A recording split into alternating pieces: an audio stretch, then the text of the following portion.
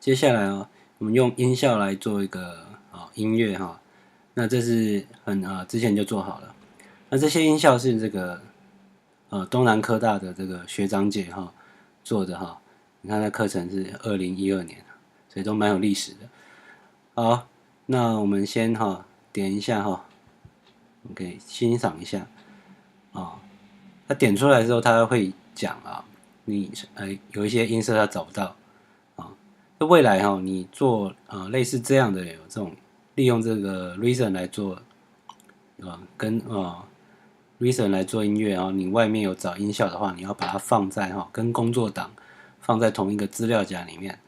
方便搜寻如果找不到的话这边第一个是不要，第二个是去找音色，第三个开启但是不要这个音色不要这个音效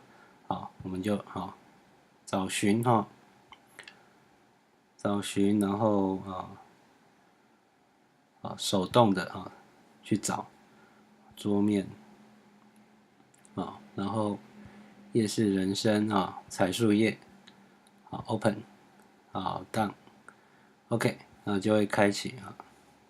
那我们来先欣赏一下我将学长姐做的音效编曲我再把它编成一首歌一首曲子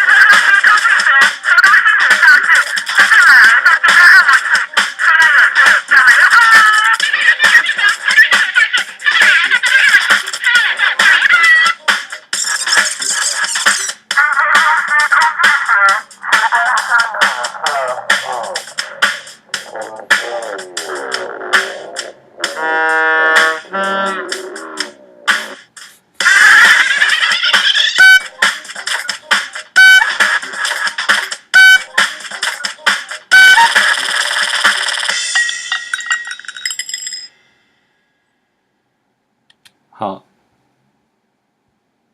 这个叫卖声这里它其实因为不同的音域，它会有不同的声音。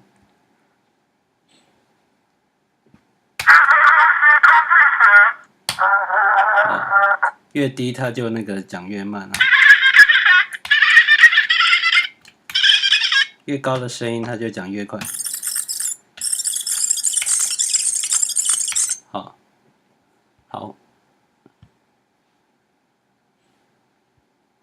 这就利用音效来做节奏乐器，然后再做一些有趣的有主题的那种声音